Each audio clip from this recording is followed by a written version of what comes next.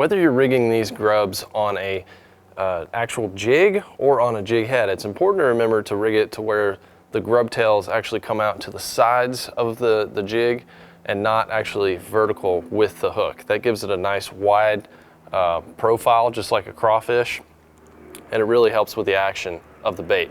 And all you have to do is just push it right through the center of the worm, about 1 inch to 1.5 inches. And you can take it off a little bit if you're fishing a short finesse jig. If you're fishing a full-size jig head, you can push the whole grub right up onto the hook.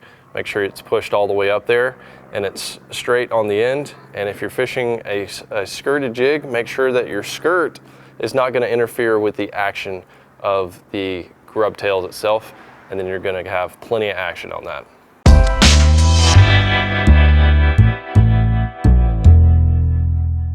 Fishing these grubs on jig heads like this, I like to use lighter gear that's really sensitive. So what I'm using here, I've got a 7-foot medium action or medium power rod. That's a fast action, really sensitive rod.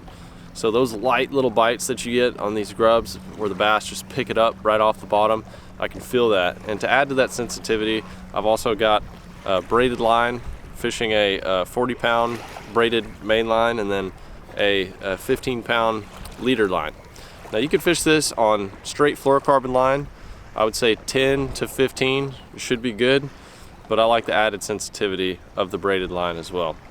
Put your favorite little medium gear ratio speed reel on there and you're good to go fishing these grubs on the bottom.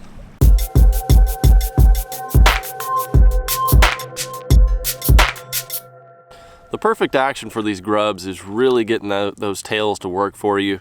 A little bouncing up and down off the bottom, just going up and down, gives those tails a nice little fall, and that's what really attracts those bass. It's like a natural, just little swimming motion. It puts out a lot of vibration, which is really nice.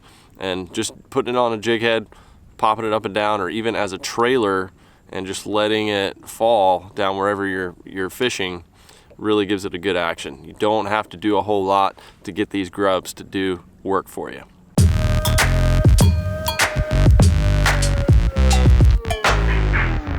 Now when I'm fishing twin tail grubs like this, normally I'm looking for a rocky bottom, a hard bottom where I can fish a jig head or throw this on the back of a finesse jig or a regular jig and bounce that along the bottom, where it's similar to like a crayfish or even a bluegill. But really when there's crayfish around, you've got that dual action on these grub tails that works a lot. It's a killer for highland lakes like Table Rock or any lake similar to that where you have clear water and just a lot of rocks, a lot of crawfish.